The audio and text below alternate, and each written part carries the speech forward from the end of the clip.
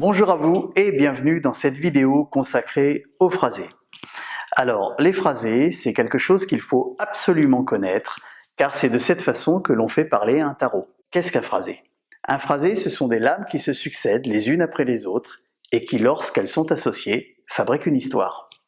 Si par exemple vous avez dans un jeu un ermite suivi d'un chariot, eh bien, si c'est une question qui traite d'une voiture, nous dirons une vieille, l'ermite, voiture, chariot.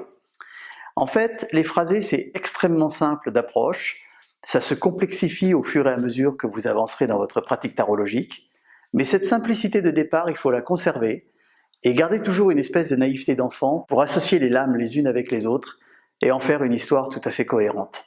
Je vais tout de suite vous montrer comment on pratique les phrasés. Alors, lorsque l'on commence les phrasés, il faut toujours démarrer par quelque chose de relativement facile, de relativement simple. La meilleure façon de débuter, c'est d'engager des phrasés avec de lames et de s'entraîner petit à petit en augmentant le nombre de lames. On démarre toujours par des exemples relativement simples que vous devez formuler vous-même. Je vais vous en montrer quelques-uns. On va démarrer par exemple, 2 lames pour une vieille maison. Alors, une vieille maison, on cherche dans le tarot les lames qui concernent ce phrasé. On va rechercher la maison, donc c'est la lune. On va la poser, et derrière, la lame de la vieillesse ou des choses anciennes, c'est l'ermite. Donc on va poser cette lame. Voilà, nous avons donc ici 2 lames, une vieille maison, mais les phrasés, et c'est là où c'est intéressant, on peut les lire dans tous les sens. Lire les phrasés dans tous les sens, ça permet au mental d'avoir une très bonne dextérité et de s'adapter à toutes les situations. Donc on peut très bien faire une vieille maison, mais on peut aussi lire une maison vieille. C'est un principe relativement simple, on va faire un autre phrasé, donc on va reprendre notre jeu, on va reprendre notre jeu, et on va faire un deuxième exemple. Imaginons que l'on souhaite connaître le phrasé d'un nouveau travail. Donc on démarre très simplement, on recommence, on regarde notre tarot, on cherche le travail, voici la lame du travail, c'est le chariot.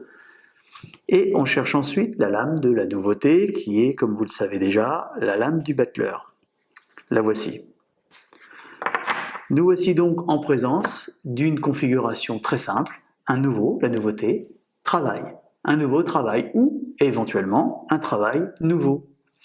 On peut le lire, je le rappelle, dans tous les sens, c'est pas un problème, et c'est même d'ailleurs conseillé au départ d'arriver à faire des lectures dans les deux sens pour vous entraîner mentalement.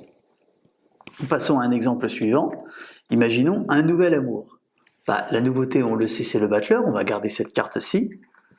Et nous allons chercher l'arcane de l'amoureux, puisqu'il s'agit de l'amour. C'est la lame générique de l'amour. Donc voici la configuration très simple du phrasé. Un nouvel amour, ou un amour nouveau. C'est relativement simple et vous devez toujours démarrer par des exemples très faciles quand vous vous entraînez.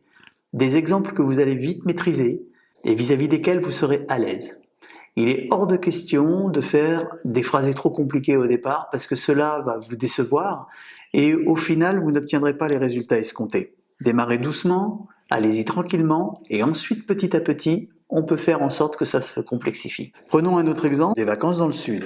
Donc évidemment on enlève ces 2 lames là et on recommence. Donc on cherche la lame des vacances, bon, voici le sud, c'est le soleil, et on cherche ensuite la lame des vacances. Alors, la lame des vacances dans le tarot, c'est tempérance, la voici. Voilà, donc on va dire des vacances dans le sud. C'est très simple, il suffit de regarder les 2 lames, des vacances dans le sud.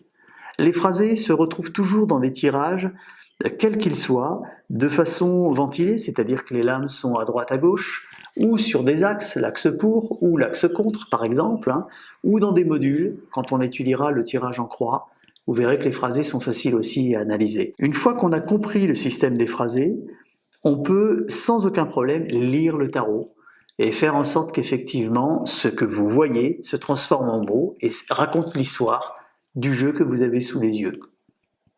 Prenons un autre exemple, imaginons des vacances non pas dans le sud mais dans le nord, donc on enlève le soleil et on cherche l'arcane qui représente le nord, il s'agit de la lune dans le tarot, donc on la cherche. La voici. Donc voici la Lune, donc nous sommes bien en présence de vacances dans le nord. On peut dire aussi au nord des vacances. On le tourne comme on veut, hein, c'est pas un problème. Prenons un exemple suivant. Imaginons un blocage ou une limitation financière. Donc nous changeons de domaine. Le blocage dans le tarot ou les limitations, c'est le pendu en priorité. Donc on regarde le pendu, on va le chercher. Il faut vous habituer à avoir à la fois un visuel et à la fois un phrasé. Dès que le visuel arrive, le pendu, vous avez le phrasé qui va avec, la limitation. On cherche également le diable, je ne sais pas s'il est déjà passé, peut-être. Le voici. Voilà la configuration typique des limitations financières ou du blocage financier ou des finances limitées ou bloquées.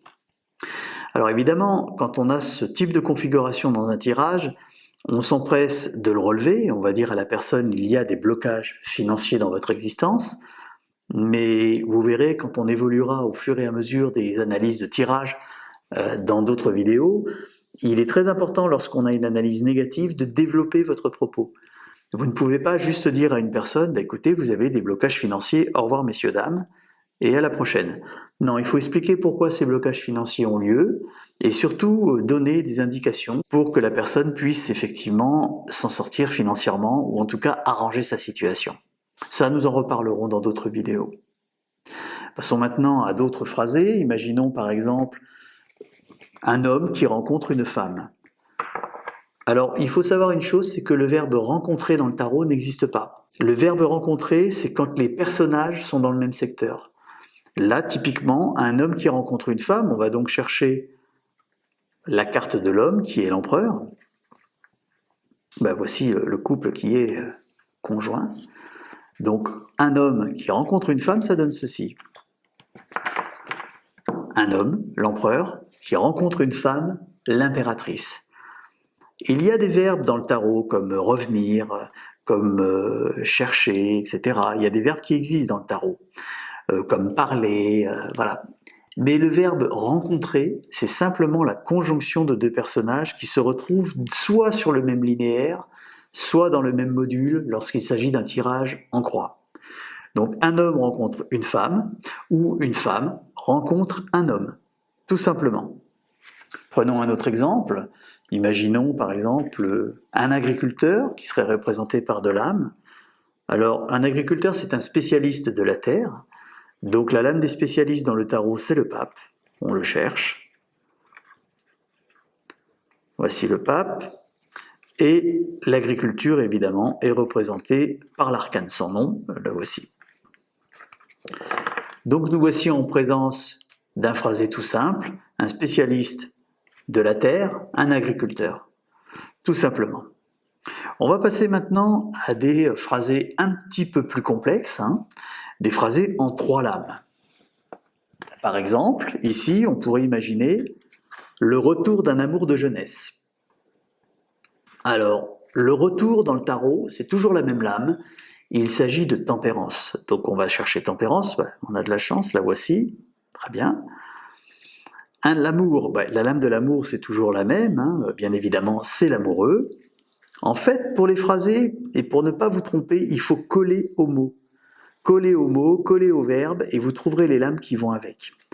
Le retour d'un amour, et la jeunesse dans le tarot, évidemment, est représentée par le battleur. Donc on va chercher le battleur, et ça va nous donner le phrasé que l'on cherche. Voilà. Le retour d'un amour de jeunesse. C'est aussi simple que ça, les phrasés. Alors, si vous avez compris ce principe, ça veut dire que vous êtes capable de lire le tarot et de mettre des mots sur les lames. En mettant des mots sur les lames, vous allez raconter des histoires, et ces histoires, c'est exactement ce pourquoi on fait le tarot, c'est pour savoir comment les événements vont évoluer, comment ils sont présentés par rapport au tarot, et comment on peut les interpréter. Mais il faut d'abord lire le tarot, et les phrasés servent à ça. Prenons un autre exemple, un voyage à l'étranger pour le travail. Alors, on change de domaine. Si on avait dit des loisirs à l'étranger, on aurait gardé tempérance, car tempérance c'est la lame du retour, mais c'est également la lame des loisirs. Mais là, la question est différente, c'est un voyage à l'étranger pour le travail. Donc la lame des voyages, en général, c'est le monde. Donc on va chercher le monde. Le voici. L'étranger, c'est le mat. Et bien évidemment, la lame du travail, comme vous le savez déjà, la lame générique en tout cas, c'est le chariot. Donc on cherche le chariot. Voilà. Voici donc la configuration typique d'un voyage à l'étranger pour le travail. On peut également dire pour le travail, à l'étranger, un voyage. On peut le tourner comme on veut, c'est le même phrasé, c'est exactement la même idée qui est donnée par le tarot. Le message est un tout petit peu plus complexe, il faut un peu plus chercher dans votre bibliothèque de connaissances tarologiques, c'est pourquoi il faut connaître le nom des lames, il faut connaître également leurs chiffres, et évidemment quelques-unes de leurs significations. Chacune des lames, vous retenez 3, 4 mots, 5, 6 mots grand maximum par lame, et ça vous permettra déjà d'écrire des phrasés et de verbaliser des histoires lorsque vous ferez un tirage. Imaginons une autre question, ou un autre phrasé plutôt, une femme qui rencontre un homme sérieux. On change bien évidemment les lames, et on recherche donc une femme, c'est bien sûr l'impératrice, hein.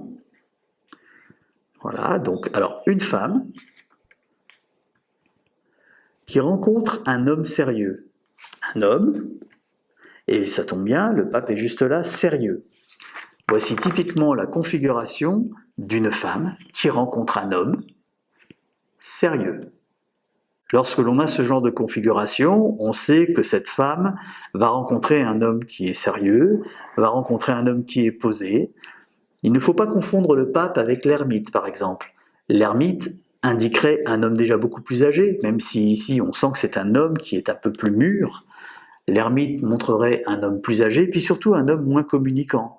L'ermite, c'est un personnage, comme son nom l'indique, qui a une tendance solitaire, alors que le pape, on est dans quelque chose de sérieux, quelque chose de posé, de réfléchi. Comme vous pouvez le voir ici au niveau du graphisme, le pape est en train de parler à des pèlerins, il est en train de les bénir.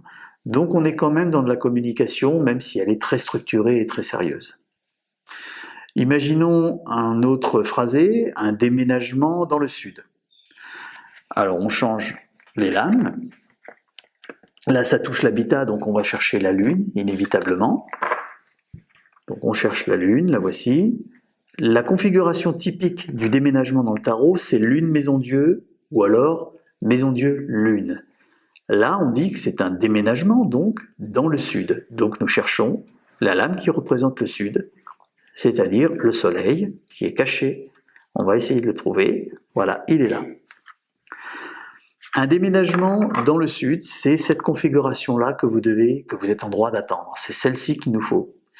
Un déménagement dans le sud. Si vous aviez eu un phrasé qui indiquait un déménagement dans le nord, vous savez que le nord est représenté par la lune.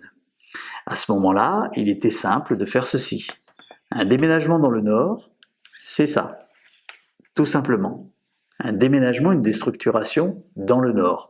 Mais vous pouvez aussi, si vous le souhaitez, je vais sortir le soleil, si vous le souhaitez, par exemple, ce genre de phrasé peut tout à fait convenir avec une autre lame. Par exemple, on fait son baluchon, on se déstructure, on déménage dans le nord. Il faut que vous ayez une grande souplesse dans l'analyse, car vous verrez que les phrasés que l'on attend, les phrasés typiques que l'on attend, sortent évidemment lorsque l'on fait un tirage, mais il faut adapter votre pensée et votre visuel et votre analyse en fonction des lames que vous avez. Si vous devez dire, vous allez faire votre baluchon, vous allez vous déstructurer et partir dans le nord, vous n'avez pas verbalisé le mot déménagement, mais au final, vous avez annoncé le même événement. Donc il faut une certaine souplesse lorsque l'on démarre, c'est relativement important. Prenons un autre exemple. Une augmentation financière dans le travail. Alors, là on va toucher le domaine des finances. On cherche évidemment le diable, puisqu'il s'agit d'un jeu de finances. Hein. La voici. Le diable, c'est la lame générique des finances. Donc la voici. Une augmentation financière dans le travail. La lame du travail, c'est le chariot. Et l'augmentation dans le tarot, il y a plusieurs lames qui concernent l'augmentation. On a par exemple le soleil. Le soleil, ça veut dire que vous allez briller financièrement dans le travail, c'est une augmentation financière. Mais on peut également imaginer pour l'augmentation une lame par exemple comme le monde c'est un succès financier dans le travail, une augmentation financière. Par contre, on va éviter des lames comme la roue de fortune, parce que souvent mes élèves me disent que tiens, c'est l'augmentation, c'est la roue de fortune. On va éviter celle-ci parce que la roue de fortune dans l'argent montre des petites augmentations légères. On n'est pas dans quelque chose qui a de la dimension. L'argent, vous savez que roue de fortune, dans le tarot, représente plus l'argent de poche qu'autre chose, même si c'est une lame remplaçante des finances. Donc une augmentation financière dans le travail, c'est soit un monde diable chariot ou tout simplement un soleil diable chariot. Prenons un dernier exemple avec 3 lames. Imaginons des conflits dans le travail. Alors on va garder la lame le chariot, évidemment, puisque c'est la lame générique du travail. On va chercher la lame qui représente la société, et celle qui représente la société, c'est la lune, l'endroit où vous travaillez, votre société, votre boîte, comme on dit, votre maison professionnelle. Et l'arcane qui représente le mieux les conflits dans le tarot, c'est la maison Dieu. Et non pas l'arcane sans nom. L'arcane sans nom représente les choses radicales. On n'est plus dans le conflit. Là, on est dans le divorce ou professionnel, ou on est dans le chômage, ou alors on est dans le licenciement. Alors que le conflit, c'est la maison Dieu. Voici la lame typique des conflits, les conflits dans la maison professionnelle, les conflits dans le travail, dans la société. C'est la configuration typique. Vous remarquerez au passage qu'il faut adapter votre discours en fonction des domaines que vous étudiez. Comme nous l'avons vu précédemment, la maison Dieu et la lune évoquent à elles deux un déménagement. Il est important de savoir dans quel domaine vous pratiquez l'analyse. Si vous faites un jeu professionnel, ça veut dire des conflits dans le travail, dans la maison professionnelle. Si vous faites un jeu de déménagement, ça veut dire qu'effectivement vous allez déménager et prendre votre voiture pour vous en aller. Il faut toujours analyser les lames dans le contexte de la question et les adapter en fonction du contexte. Nous allons maintenant étudier les phrasés en situation, c'est-à-dire à travers des tirages en coupe à un niveau. Alors imaginons que nous ayons une femme qui demande si elle va rencontrer quelqu'un. On va partir sur une coupe, par exemple, impératrice, Butler. Alors on va chercher l'impératrice, la voici, et le Butler. Vous vous rappelez, dans la coupe, il y a une partie pour et une partie contre. Ici, nous observons que l'impératrice est en pour, ce qui est un bon signe. Ça veut dire qu'elle va se donner des moyens pour que son avenir affectif bouge. Mais il y a un paradoxe dans ce tirage-là. Nous avons d'un côté l'impératrice qui est volontaire, et nous avons aussi le Butler qui représente la nouveauté, et qui se trouve en contre.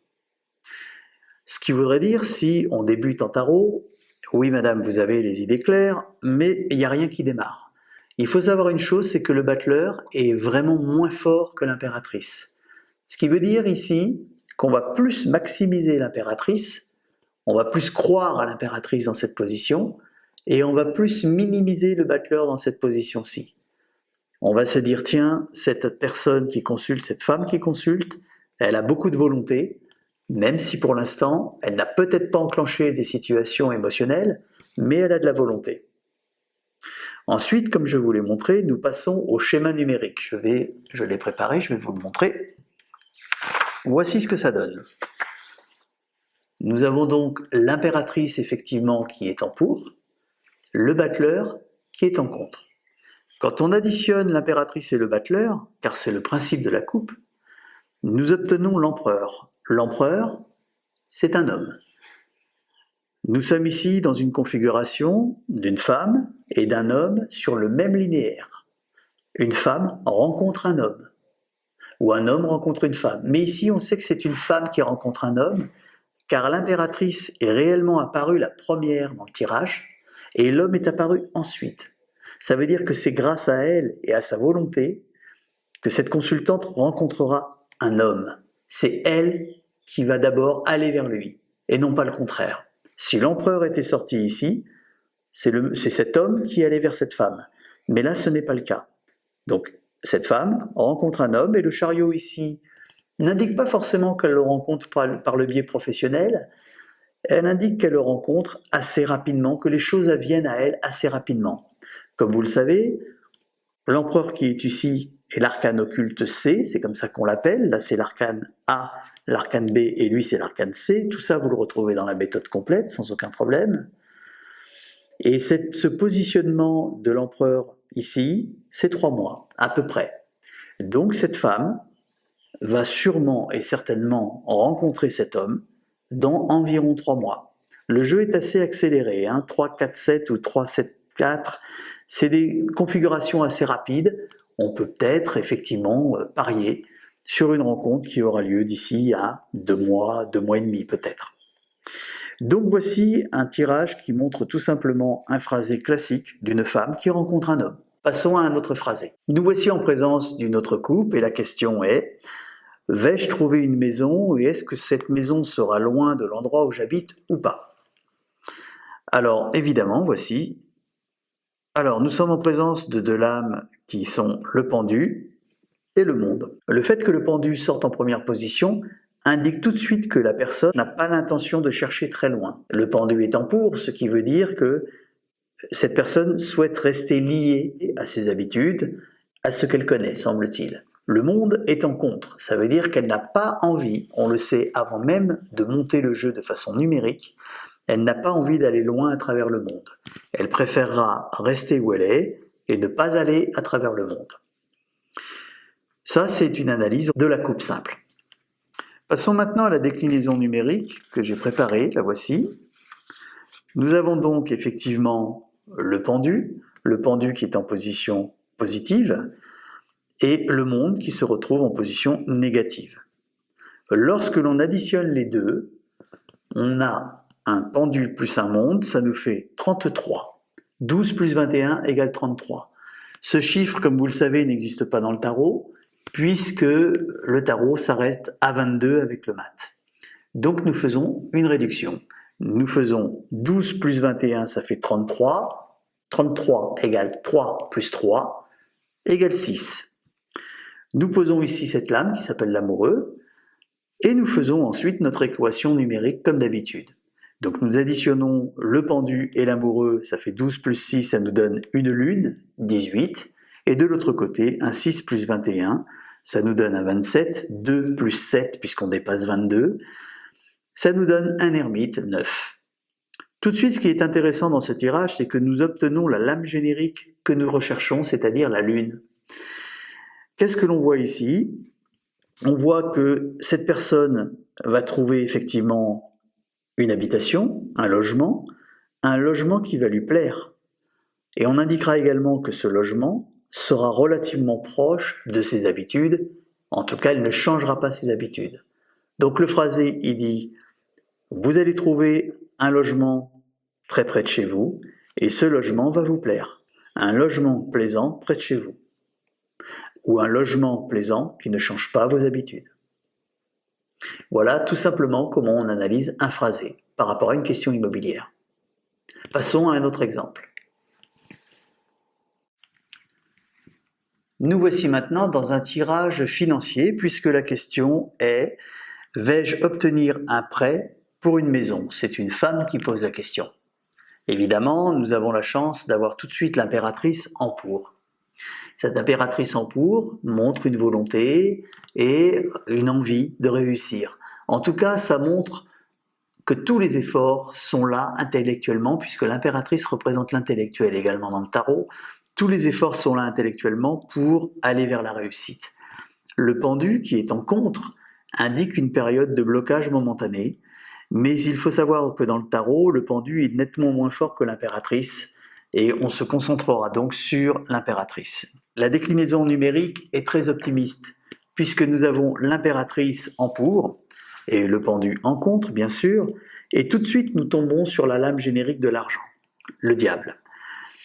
C'est une question immobilière, c'est une question de prêt immobilier pour une maison.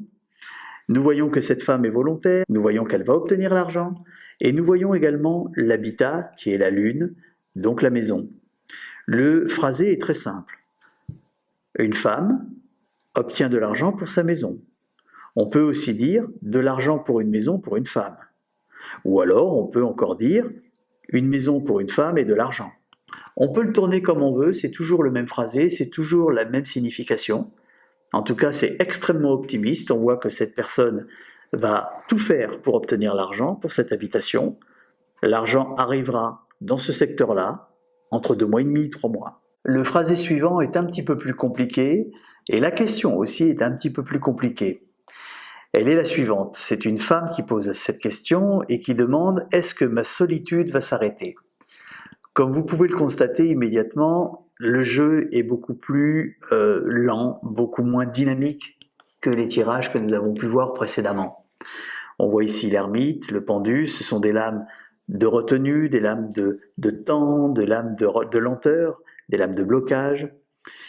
On voit tout de suite que ce tirage est beaucoup moins tonique que ce que nous aurions pu espérer. Nous n'avons pas l'impératrice en première position, comme nous l'avons vu précédemment pour d'autres questions. Et c'est dommage parce que si l'impératrice avait été ici, comme nous l'avons vu précédemment, le pendu perdait un petit peu de sa puissance. Alors qu'ici, l'ermite et le pendu, au final, sont relativement dans le même univers. D'un côté, ça n'avance pas, de l'autre côté, c'est bloqué, et la question, pour le coup, est relativement à propos. D'ailleurs, à ce sujet, quand vous vous posez une question, ou quand quelqu'un vous pose une question, même si vous débutez en tarot, il faut toujours vous demander si les lames qui sont tombées au tapis correspondent à la situation que vous avez entendue. Par exemple, là, ici, c'est « je suis seul, est-ce que ça va s'arrêter ?» Eh bien, dans le jeu de base, la coupe de base, vous êtes censé voir factuellement la situation de la personne. Effectivement, on voit bien qu'il y a une grande solitude, on voit bien qu'il y a une forme de blocage. Si par exemple la personne vous demande toujours cette question « je suis seul, vais-je rencontrer quelqu'un ?» et imaginons qu'ici vous ayez un soleil et ici vous avez par exemple un monde. Bon, on n'est pas du tout dans la même configuration, la personne se sent seule certes, mais il y a tout de même un soleil, ce qui veut dire qu'elle a tout à fait le loisir de se montrer et de se mettre en lumière. Ici, c'est pas du tout le cas, on est dans quelque chose de beaucoup plus retenu, de beaucoup plus lent, et qui est complètement raccord avec la question que l'on vient de nous poser. Ensuite, nous regardons donc la déclinaison numérique de ce tirage. Le voici. Et quand on additionne les deux, 9 plus 12, ça fait 21. 21 existe dans le tarot, c'est le monde, hein. Et on additionne ensuite tous les axes diagonaux. 21 plus 9, ça nous donne l'impératrice, puisque ça donne 30. 30 n'existe pas dans le tarot, donc on fait 3 plus 0 égale 3, l'impératrice. De l'autre côté, on a 21 plus 12, ça fait 33. 3 plus 3 égale 6. Ce qui nous intéresse, c'est de coller à la question. Est-ce que ma solitude va s'arrêter ? Et on voit ici une femme seule, mais une femme qui va rencontrer du monde. Donc ce jeu se développe en deux parties. Premièrement, le discours à tenir sera de dire « Oui madame, vous êtes seule effectivement, c'est très difficile pour vous. 9-12 est une configuration compliquée en tarot qui montre que les gens subissent véritablement la solitude, notamment ici dans cette question. On va dire « Oui madame, vous subissez cette solitude, mais si vous vous reprenez en main, si vous le décidez, vous, l'impératrice, vous pouvez rencontrer du monde. » Et donc le phrasé donne ceci.